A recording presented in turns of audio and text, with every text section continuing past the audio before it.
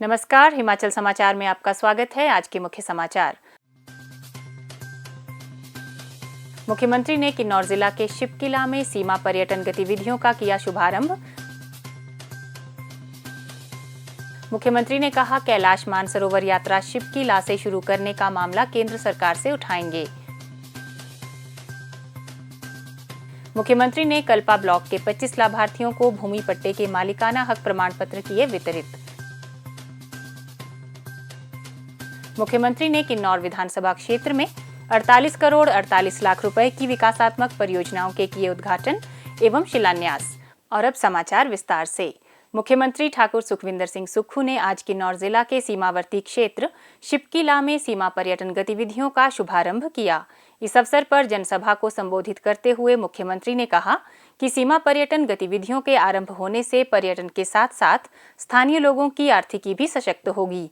उन्होंने कहा कि राज्य सरकार ने रक्षा मंत्रालय से सीमावर्ती क्षेत्र लेपचा, शिपकिला, गिऊ और रानीकंडा में पर्यटन गतिविधियों को अनुमति प्रदान करने का आग्रह किया था। स्वीकृति प्राप्त होने के उपरांत सीमा पर्यटन गतिविधियों का शुभारंभ किया गया है। मुख्यमंत्री ने कहा कि प्रदेश सरकार कैलाश मानसरोवर यात्रा शिपकिला के रास्ते से शुरू करने का मामला केंद्र सरकार के समक्ष उठाएगी। मुख्यमंत्री ने कहा कि वह स्वयं प्रधानमंत्री से भेंट कर यह विषय उनके सामने प्रस्तुत करेंगे। शिपकिला से कैलाश मानसरोवर यात्रा के लिए सबसे सुगम मार्ग उपलब्ध होगा। उन्होंने कहा कि वर्ष 2020 से भारत चीन व्यापार शिपकिला के माध्यम से बंद है। इस दर्रे के माध्यम से व्यापार और सांस्कृतिक आदान प्रदान की असीम संभावनाएं हैं। इसे पुनः आरंभ करने का मामला भी केंद्र सरकार के समक्ष उठाया जाएगा। मुख्यमंत्री ने कहा कि प्रदेश सरकार ने केंद्र से हिमाचल स्काउट बटालियन की स्थापना का आग्रह किया है, जिसमें राज्य के सीमावर्ती क्षेत्रों के लोगों के लिए विशेष कोटा होगा। मुख्यमंत्री ने कहा, 57 वर्ष पहले देश की प्रधानमंत्री श्रीमती इंदिरा गांधी जी ने इस स्थान पर आकर एक इतिहास रचा था। उस समय कोई कल्पना भी नहीं कर सकता था कि श्रीमती इंदिरा गांधी जी और प्रदेश के पहले मुख्यमंत्री डॉक्टर यशवंत सिंह परमार जब शिपकिला आए होंगे, ना सड़क थी और छोटे छोटे खच्चर के रोड हुआ करते थे। उनकी सोच इस क्षेत्र में जो हमारे सैनिक रहते हैं उनका हौसला अफजाई करने के लिए कि आप देश के इस अभिन्न अंग पर जिस प्रकार आप देश की सरहदों की रक्षा कर रहे हैं, मैं आपके साथ खड़ी हूं। और प्रदेश के मुख्यमंत्री के तौर पर यशवंत सिंह परमार जी भी खड़े थे। आज 57 वर्ष बाद मुझे इस ऐतिहासिक पल का समय मिला है। विश्व में जब भी बहादुर और अनुशासित सेना की बात होती है तो भारत की सेनाओं का नाम बड़े सम्मान के साथ लिया जाता है।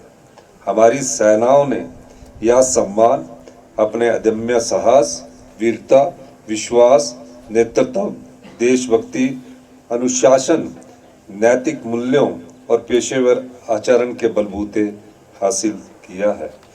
देश की अस्मिता और अखंडता पर जब जब मुसीबत के बादल छाए हैं, हमारी सेनाओं ने हर आवश्यकता की घड़ी में संकट मोचक बनकर देश तथा देशवासियों की रक्षा का मोर्चा संभाला है। सीमावर्ती क्षेत्रों में पर्यटन को बढ़ावा देने के लिए हवाई अड्डा स्थापित करने का मामला भी केंद्र के समक्ष उठाया जाएगा। राज्य सरकार केंद्र सरकार से सैन्य और अर्धसैनिक बलों की इनर लाइन चेक पोस्ट को समाप्त करने का आग्रह करेगी, जिससे वर्तमान में पर्यटकों के लिए परमिट संबंधी बाधा उत्पन्न होती है। यात्रा को सरल और पर्यटकों के अनुभव को बेहतर बनाने पर भी विशेष ध्यान दिया जा रहा है, जिसके तहत भारतीय सेना और अर्धसैनिक बलों के साथ सहयोग पर बल दिया जाएगा। मुख्यमंत्री ने कहा कि इन कदमों से पर्यटन को प्रोत्साहन मिलेगा और स्थानीय अर्थव्यवस्था भी सुदृढ़ होगी। उन्होंने कहा कि लाहौल स्पीति जिला से किन्नौर को जोड़ने वाली वांगतू अटरगू मुदभावा दर्रा मार्ग को राष्ट्रीय वन्यजीव बोर्ड से मंजूरी मिली है, जिससे इसके निर्माण का मार्ग प्रशस्त हुआ है। इस सड़क के बनने से शिमला और काजा के बीच की दूरी लगभग 100 किलोमीटर कम हो जाएगी। मुख्यमंत्री ने कहा कि सीमावर्ती सड़कों का केवल सामरिक महत्व नहीं है, बल्कि इनका उद्देश्य सीमावर्ती क्षेत्रों में संपर्क सुविधा बढ़ाकर लोगों को लाभ प्रदान करना है। मुख्यमंत्री ने कहा कि सीमांत क्षेत्रों में पर्यटन को बढ़ावा देने की कार्य योजना के बारे में उन्होंने भारत तिब्बत सीमा पुलिस से चर्चा की है। आईटीबीपी के स्वास्थ्य संस्थानों के माध्यम से लोगों को चिकित्सा सुविधा प्रदान करने के बारे में विस्तृत चर्चा की गई है। आईटीबीपी के विभिन्न हेलीपैड को दूरदराज क्षेत्रों में पर्यटन को बढ़ावा देने के लिए उपयोग में लाए जाने पर भी चर्चा की गई है। मुख्यमंत्री ने कहा कि हमें सेना और अर्धसैनिक बलों के शौर्य पर नाज है। मुख्यमंत्री ने शिपकिला में सरहद वन उद्यान का शुभारंभ भी किया। उन्होंने इंदिरा गांधी पॉइंट भी विजिट किया। मुख्यमंत्री ठाकुर सुखविंदर सिंह सुक्खू ने सोमवार को किन्नौर विधानसभा क्षेत्र में 48 करोड़ 48 लाख रुपए की विभिन्न विकासात्मक परियोजनाओं के उद्घाटन एवं शिलान्यास किए। इनमें 8 करोड़ रुपए की लागत से जिला शिक्षा एवं प्रशिक्षण संस्थान डाइट रिकांगपियो में ऑडिटोरियम का शिलान्यास, कल्पा में 29 करोड़ 88 लाख रुपए की लागत से बनने वाले राजीव गांधी खेल परिसर का शिलान्यास तथा 10 करोड़ 60 लाख रुपए की लागत से निर्मित यूथ हॉस्टल कल्पा का उद्घाटन शामिल है। उन्होंने आइस स्केटिंग रिंक कल्पा में आयोजित कार्यक्रम में वन अधिकार अधिनियम 2006 के तहत कल्पा ब्लॉक के 25 लाभार्थियों को भूमि पट्टे के मालिकाना हक के प्रमाण पत्र भी वितरित किए। इस अवसर पर मुख्यमंत्री ने कहा कि वन अधिकार अधिनियम 2006 के अंतर्गत प्रदेश में 460 लोगों को घर बनाने के लिए पट्टे दिए गए हैं। किन्नौर जिला के कल्पा ब्लॉक के 25 लोगों को भूमि पट्टे वितरित किए गए हैं।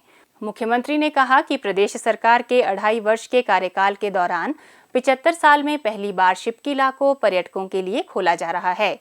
अब पर्यटक केवल आधार कार्ड व टोकन लेकर शिपकिला जा सकते हैं। इससे जहां किन्नौर की आर्थिकी को बल मिलेगा तो वहीं पर्यटक भी यहां पहुंच सकेंगे। मुख्यमंत्री ने कहा कि वर्तमान प्रदेश सरकार ने सत्ता में आते ही पहली कैबिनेट में प्रदेश के 1,36,000 कर्मचारियों को ओपीएस बहाल की, लेकिन केंद्र सरकार ने प्रदेश को मिलने वाली 1600 करोड़ रुपए की ग्रांट को बंद कर दिया। उन्होंने कहा कि पूर्व सरकार ने अपने कार्यकाल के दौरान प्रदेश के लोगों का धन लुटाया, जिसे किसानों, बागवानों तथा आम लोगों के उत्थान व कल्याण के लिए खर्च किया जाना चाहिए था। यहाँ की भूमि को बड़े उद्योगपतियों को कौड़ियों के भाव आवंटित किया गया और बिजली में उपदान प्रदान किया। उन्होंने कहा कि ऊना बल्क ड्रग पार्क के लिए केंद्र 50 करोड़ रुपए की राशि उपलब्ध करवा रहा था, लेकिन प्रदेश हितों को ध्यान में रखते हुए हमने इसे वापस करने का निर्णय लिया और अब राज्य सरकार अपने स्तर पर इस कार्य को करेगी। मुख्यमंत्री ने कहा, इस साल तकरीबन 25,000 भर्तियां होने जा रही है। 2,000 वन मित्र भर्ती हो चुके हैं। 961 TGT arts, TGT medical, TGT non medical की एडवर्टाइजमेंट निकल गई है। उसमें भी हमने कहा कि राज्य चाहे नियोग 2 साल बंद रहा तो उनकी उम्र 45 से बढ़ाकर 47 साल वाला भी उसमें अप्लाई कर सकता है। 1000 जेबीटी के पद हम निकालने जा रहे हैं। 1000 पटवारी के पद हम निकालने जा रहे हैं। 6,000 एनटीटी की भर्ती हम करने जा रहे हैं। 7,000 आया की भर्ती हम करने जा रहे हैं। 800 पैरा टीमेट की भर्ती हम करने जा रहे हैं और 3,000 हमने batch wise JBT, TGT medical, TGT non medical की भर्ती कर दी है। जितनी और पोस्टें हम सारी भर्ती करने जा रहे हैं। हमने 5 लाख रोजगार के अवसर बोला था, रोजगार के अवसर पैदा किए। जो बहन विधवा हो जाती है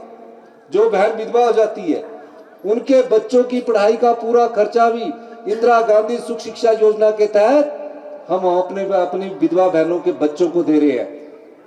27 साल तक सारी पढ़ाई का खर्चा सरकार देगी, हॉस्टल का खर्चा सरकार देगी, जिसकी आय 3 लाख रुपए से कम है।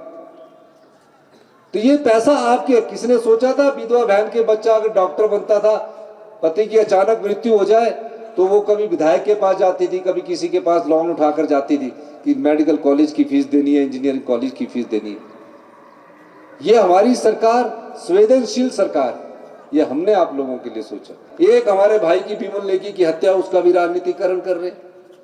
भाई उसे न्याय मिलना चाहिए। उनके जगन नेगी जी मेरे पास आए,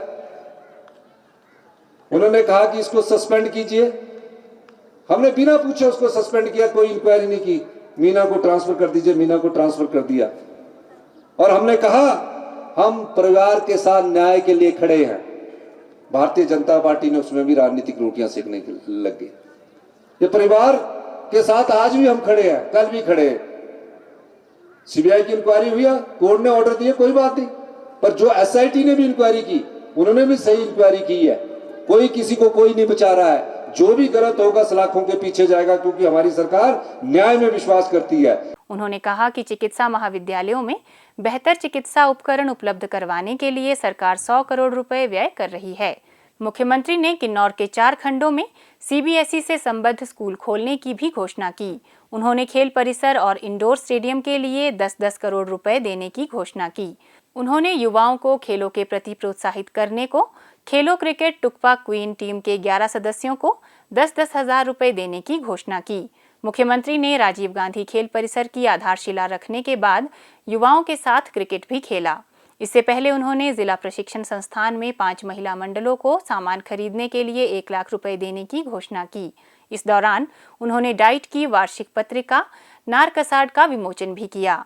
हिमाचल समाचार देखने के लिए सब्सक्राइब करें यूट्यूब चैनल हिमाचल समाचार, लाइक करें Facebook page information and public relations department Himachal Pradesh और सीएमओ हिमाचल, फॉलो करें x@DPRHP और सीएमओ हिमाचल, फॉलो करें इंस्टाग्राम @DIPR हिमाचल और सीएमओ हिमाचल, विजिट करें वेबसाइट www.himachalpr.gov.in। इस अंक में इतना ही, कल फिर होगी मुलाकात। दीजिए इजाजत, नमस्कार।